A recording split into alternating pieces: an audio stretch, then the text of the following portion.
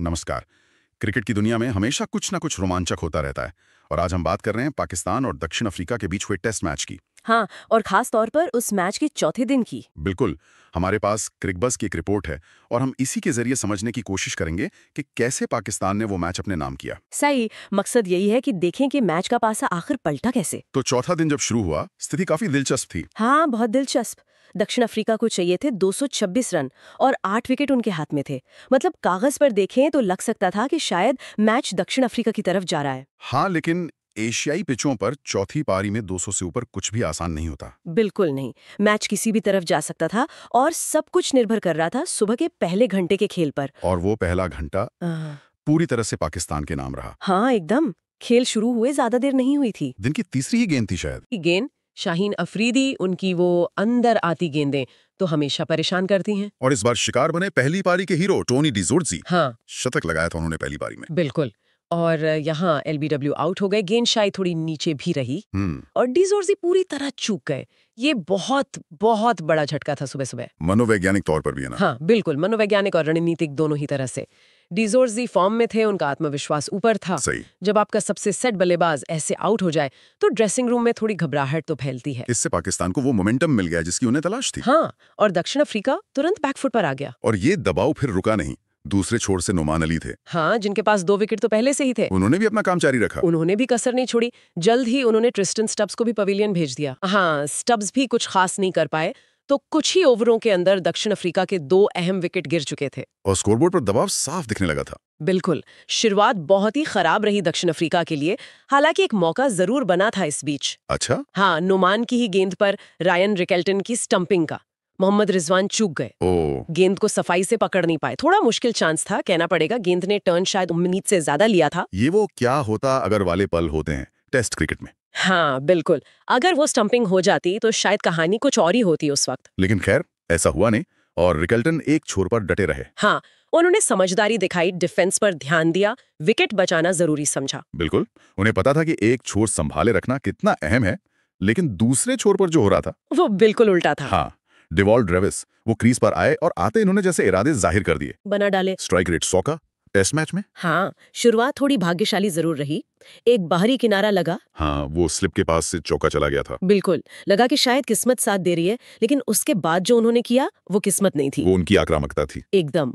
उन्होंने स्पिनर्स पर दबाव बनाने की कोशिश की, खास तौर पर नुमान अली के एक ओवर में तो उन्होंने कमाल ही कर दिया। वो ओवर मुझे याद है, 15 रन बटोरे थे। हाँ, और उसमें एक जबरदस्त छक्का भी था मिड विकेट के ऊपर से। उन्होंने जैसे दिखाया कि पिच में कोई डर नहीं है, वो अटैक करेंगे। बिल्कुल, और सिर्फ स्पिनर ही नहीं, तेज गेंदबाज हसन अली को भी उन्होंने एक बढ़िया चौका लगाया। ऐसा लग रहा था कि वो पिच की धीमी गति या टर्न से बिल्कुल परेशान नहीं है। नहीं, बिल्कुल नहीं। स्कोरबोर्ड भी तेजी से चलने लगा।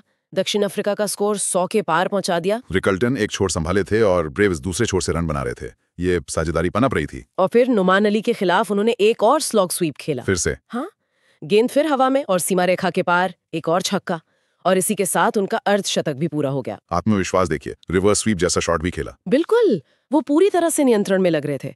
पाकिस्तानी गेंदबाज और कप्तान जरूर सोच में पड़ गए होंगे कि इसको कैसे रोकें। हाँ, रिकेल्टन के साथ उनकी साझेदारी 73 रनों की हो चुकी थी और अचानक लगा कि दक्षिण अफ्रीका मैच में वापस आ गया है। और यहीं पर कहानी में आता है एक बड़ा मोड़। बहुत बड़ा मोड़। जब लग रहा था कि ब्रेविस शायद मैच निकाल ही लेंगे, जब वो साझेदारी सिरदर्द बन चुकी थी, तब नुमान अली ने अपना अनुभव दिखाया। उन्होंने फेंकी वो गेंद जिसे शायद ब्रेविस भूल नहीं पाएंगे। जादुई गेंद कह सकते हैं उसको। हाँ। गेंद हवा में ड्रिफ्ट हुई, ब्रेविस की तरफ आई, लगा सीधी निकलेगी या अंदर आएगी, लेकिन पिच पर पड़ने के बाद कांटा बदला, तेजी से घूमी और ऑफ स्टंप के ऊपर जालेगी। बोल्ड। ब्रेविस एकदम हैरान, उन्हें यकीन ही नहीं हुआ कि क्या हुआ। और ये सिर्फ ब्रेविस का विकेट नहीं था। नहीं, ये नुमान अली का मैच में 10वां विकेट भी था। क्या पल था वो मैच का। स्टंप सुड़े, नुमान का जश्न, और पाकिस्तानी खेमे में एक नई जान आ गई। ये वो पल था जिसने मैच का रुख एकदम पाकिस्तान की तरफ मोड़ दिया। ब्रेविस की पारी जितनी शानदार थी, उनका आउट होना उतना ही बड़ा झटका था दक्षिण अफ्रीका के लिए। निश्चित रूप से ये मैच का टर्निंग पॉइंट था। ब्रेविस जिस तरह खेल रहे थे, अगर वो थोड़ी देर और रुक जाते तो कुछ भी हो सकता था। हाँ, नतीजा कुछ भी हो सकता था। उनका इस तरह आउट होना, और वो भी नुमान के 10वें विकेट के तौर पर, इसने दक्षिण अफ्रीका के मिडिल ऑर्डर पर बहुत ज्यादा दबाव डाल दिया। और पाकिस्तान को पता चल गया कि अब मैच उनकी पकड़ में है। बिल्कुल, ब्रेविस के जारपीहिते से वो बांध टूट गया। हाँ, पाकिस्तान ने फिर कोई ढील नहीं दी। कप्तान बाबर आजम ने दूसरे छोर से साजिद खान को गेंद दी। एक और स्पिनर, और ये चाल भी सफल रही। आते ही उन्होंने रिकेल्टन की पारी खत्म कर दी। हाँ, रिकेल्टन 45 रन बनाकर अच्छा संघर्ष कर रहे थे, एक छोर संभाले हुए थे। लेकिन ब्रेविस के जाने के बाद दबाव उन पर भी बढ़ गया था। बिल्कुल। साजिद की गेंद पर बाहरी किनारा लगा और स्लिप में सीधा कैच। अच्छा कैच पकड़ा। हाँ, और साजिद यही नहीं रुके, उन्होंने जल्द ही सेनुरन मुथुसामी को भी एलबीडब्ल्यू कर दिया। मुथुसामी ने रिव्यू भी लिया था शायद। हाँ, लिया था, लेकिन रिप्ले में साफ था कि गेंद स्टंप्स पर जा रही थी, तो रिव्यू भी गया और विकेट भी। तो अब दोनों छोर से स्पिन का आक्रमण चल रहा था। हाँ, और दक्षिण अफ्रीकी बल्लेबाजों के पास इसका कोई जवाब नहीं था। एक तरफ नोमान का खतरा, दूसरी तरफ साजिद की सटीकता। यही होती है एक अच्छी गेंदबाजी पार्टनरशिप, है ना? बिल्कुल। टेस्ट क्रिकेट में यही होता है, जब दोनों छोर से दबाव बनता है तो बल्लेबाज के लिए बहुत मुश्किल हो जाता है। एक रन रोकता है तो दूसरा विकेट लेता है। हाँ, या दोनों ही विकेट लेते हैं, जैसा यहाँ हो रहा था। नोमान और साजिद ने मिलकर मिडिल ऑर्डर को समेट दिया। इसके बाद तो बस औपचारिकता ही लग रही थी। हाँ, निचले क्रम के बल्लेबाजों के लिए ज्यादा कुछ बचा नहीं था। कप्तान ने फिर शाहीन अफरीदी को वापस बुलाया कि जल्दी से खत्म किया जाए, और शाहीन ने निराश नहीं किया। आते ही पहले काइल वेरन को एलबीडब्ल्यू किया। वो गेंद काफी नीची रही थी, वेरन शायद उछाल समझ नहीं पाए। अंपायर को कोई शक नहीं हुआ। और फिर अगली ही गेंद पर फ्रेनेलिन सुब्रायन bowled, back to back wicket. Shaheen अपनी लय में थे। बिल्कुल, और फिर कुछ ही देर बाद कगिसो रबाडा को भी बोल्ड करके शाहीन ने पारी समेट दी। 183 पर ऑल आउट और पाकिस्तान 93 रनों से जीत गया। एक शानदार जीत पाकिस्तान के लिए, और ये दिखाता है कि ये पूरी टीम का प्रयास था। स्पिनर्स ने बीच में काम किया और फिर तेज गेंदबाज ने आकर अंत किया। हाँ, एक बेहतरीन गेंदबाजी प्रदर्शन पूरी यूनिट का। चलिए एक बार स्कोर पर नजर डाल लेते हैं पूरी तस्वीर के लिए।